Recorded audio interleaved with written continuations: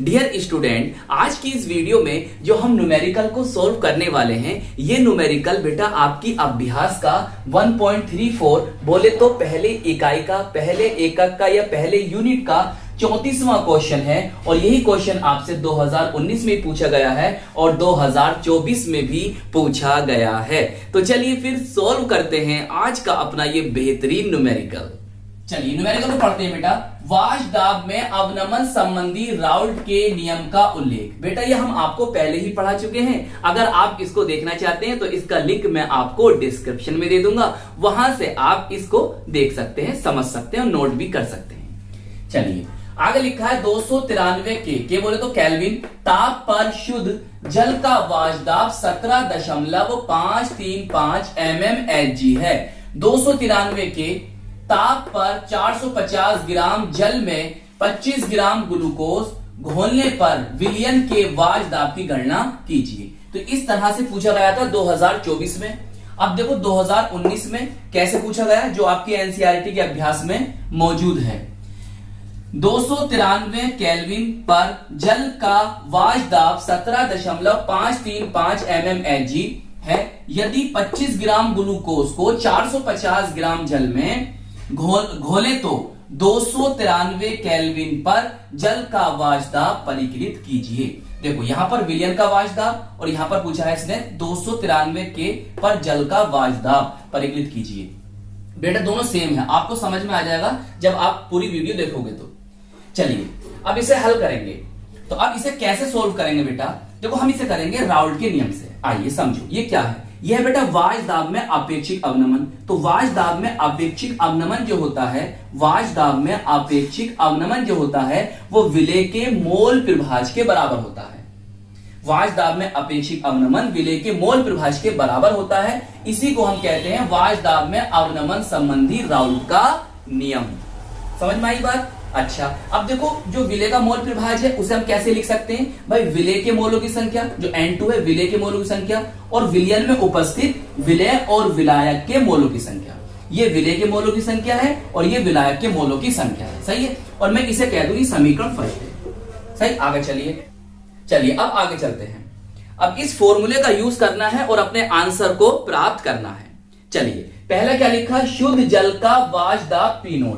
अब बेटा शुद्ध जल क्या है, शुद्ध जल का मतलब क्या होता है, इसे कहते हैं इंग्लिश में प्योर वाटर। और ये यहां पर कौन है, सोलवेंट है, बोले तो विलायक है। कैसे पता चला आपको विलायक है भाई, देखो 450 ग्राम जल में 25 ग्राम ग्लूकोज घोलने पर, मतलब आप 25 ग्राम ग्लूकोज को 450 ग्राम जल में घोल रहे हो। सही है, देखो आप इसको घोल रहे हो तो ये हो गया विलय। और किस में घोल रहे हो, जल में। जो घोल रहा है वो विलायक और जो घुल रहा है वो विलय। सही है। अब शुद्ध जल बोले तो प्योर वाटर, जो कि यहां कौन है, विलायक है। तो शुद्ध जल कह दो या लिखा हुआ मिल सकता है शुद्ध विलायक। इसका मतलब ये होता है कि वहां पर मतलब विलायक में विलय नहीं है, ओनली कौन है, विलायक ही विलायक है। मतलब यहां पर केवल जल है, इसमें ग्लूकोज नहीं है। समझ गए, शुद्ध जल का मतलब समझ गए यहां पर कि इसमें ग्लूकोज मिली हुई नहीं है, केवल जल है, केवल H2O है। सही है, तो शुद्ध जल का वाशदाब हमें बेटा कितना दिया उसने, देखो कितना दे रखा है, ये दे रखा है, जरा बोलो तो, साथ साथ बोलते भी चलो और नोट करते हुए भी चलो। देखो भाई ऐसे लिखा है mmHg। बताइए आई बात समझ में इतनी। विलयन का वाशदाब हमें क्या करना है बेटा, विलयन का वाशदाब हमें कैलकुलेट करना है। क्या करना है, कैलकुलेट करना है। इसे हम डिनोट करेंगे PS से। अगर तुम ये वाला सवाल करोगे ना तो यहां पर लिख लेना आप क्या, 293 के बोले तो केल्विन ताप पर जल का वाशदाब PS। सही है। देखो बेटा यहां पर क्या मतलब है, यहां पर ये जो यहां पर जल है ना, जल यहां पर ये प्योर जल नहीं है। क्यों नहीं है, देखो ऊपर से पढ़ो, 25 ग्राम ग्लूकोज को 450 ग्राम जल में घोले तो मतलब यहां पर आपने 25 ग्राम ग्लूकोज को 450 ग्राम जल में घोल दिया है। तो जो जल आपको प्राप्त हुआ है तो एक तरह का विलयन ही बन गया वो। भाई आप जब विलय और विलायक को मिलाओगे तो क्या बनेगा, विलयन ही तो बनेगा। समझ रहे हो? देखो सवाल की लैंग्वेज समझो आप। तो 25 ग्राम ग्लूकोज को 450 ग्राम जल में घोलें तो 293 के पर जल का वाष्प दाब परिकलित करो। परिकलित का मतलब होता है गणना करना, मतलब कैलकुलेट करो। आ रही बात समझ में मेरी? तो ये सवाल सेम ऐसे ही होना है। ये जो जल है ये शुद्ध जल नहीं है, इसके अंदर ग्लूकोज भी मिला हुआ है। समझ रहे हो? ग्लूकोज भी इसके अंदर क्या है? मिला हुआ है। तो बस यहां पर क्या लिख दो, ये वाली बात लिख देना और PS लिख देना। सही है? या अगर आप देखो, मैंने यहां पर ये बातें इसलिए लिख दी ताकि आपको ये चिन्ह भी पता चलते रहे, कभी आप भूल ना जाओ, कंफ्यूज ना हो जाए। P नोट क्या था, PS क्या था, N2 क्या था, N1 क्या था, W1 क्या था, W2 क्या था। इसलिए मैंने यहां पर ये बातें लिख दी हैं आपको। समझ रहे हो? ये सवाल कैसे करोगे? चलो आओ आगे चलते हैं। तो ये तो हमें ज्ञात करना है। अब विलेय जो है हमारा ग्लूकोज है, उसका द्रव्यमान बेटा हमें कितना दे रखा है सर? 25 ग्राम दे रखा है, 25 ग्राम। चलिए अब हमें मोलों की संख्या निकालने के लिए जो विलेय हो या विलायक हो, जो पदार्थ हमें दे रखा है उसका हमें द्रव्यमान बोल या लिख सकते हो भार, द्रव्यमान या भार चाहिए, और उसी का हमें मोलर द्रव्यमान या अणु भार भी चाहिए। जब भी हम उसके मोलों की संख्या को निकाल सकते हैं, कैलकुलेट कर सकते हैं। चलिए तो ग्लूकोज का मोलर द्रव्यमान बेटा कैसे निकालोगे? देखो भाई मैं यहां कर देता हूं नीचे। कार्बन का परमाणु भार होता है लगभग 12, और कितने परमाणु में? 6 गुणा 6 कर दोगे। हाइड्रोजन का 1 है कितने इसमें परमाणु? 12। और ऑक्सीजन का होता है बेटा 16, गुणा कर दो कितना? 6 से। तो ये आ जाएगा बेटा आपका 180 ग्राम पर मोल। सही है? ये आ गया, मैं नीचे कर दिया ये। अब देखो विलेय के मोलों की संख्या भी निकालो साथ साथ में। आगे चलते हैं यहां पर।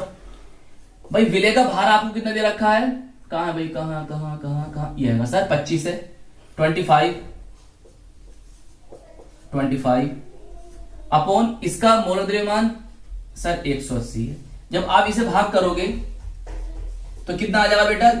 लगभग आ जाएगा 0.1389 मोल। सही है? चाहे हिंदी में लिख लो मोल। बताओ इतनी बात समझ में आई या नहीं आई? चलिए फिर अब आगे चलते हैं। देखो भाई एक बात और याद रखो, विलेय के लिए 2 और विलायक के लिए 1 यूज करना है, कहीं भी आ जाए। देखो अगर आपका विलेय का द्रव्यमान है तो W2, विलेय का मोलर द्रव्यमान है M2, विलेय के मोलों की संख्या है N2, और विलायक के द्रव्यमान आगा W1, विलायक का मोल द्रव्यमान आगा M1, और विलायक के मोल की संख्या या मोलों की संख्या लिख लो N1। सही है? विलायक पहला और विलेय दूसरा, ऐसे याद रखो। चलो अब देखो विलायक का द्रव्यमान कितना दे रखा है आपको? बताओ जरा। 450 ग्राम। 450 ग्राम। सही है? और इसका मोलर द्रव्यमान बेटा निकाल लो। देखो हाइड्रोजन का 1 होता है, गुणा 2 करोगे 2 हो जाएगा। ऑक्सीजन कितना होता है? 16 होता है। तो 2 + 16 बराबर कितना आ जाएगा? 18। तो 18 ग्राम पर मोल आएगा। अब विलायक के मोलों की संख्या निकालिए। भाई यहां पर रखो W1 अपॉन बोलो M1 बराबर। अब इसका भार रखो यहां पर सर 450 है, 450 है। और इसका मोलर द्रव्यमान या अणु भार भी लिख सकते हो। कितना है बेटा?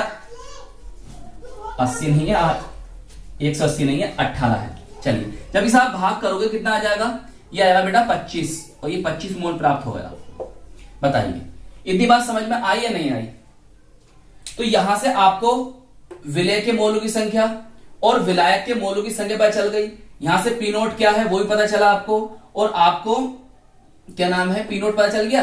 तो अब यहां से PS की वैल्यू रख दो, निकाल दोगे। जितनी भी वैल्यूज है ना बेटा, इन सबको हम इस फॉर्मूले में रखेंगे और आंसर को प्राप्त कर लेंगे। चलिए इतना नोट कर लो जल्दी से आप। अब हमें सभी वैल्यूज पता चल गई। अब इन सभी वैल्यूज को इस समीकरण 1 में रखेंगे और आंसर को प्राप्त कर लेंगे। चलो भाई रखते हैं।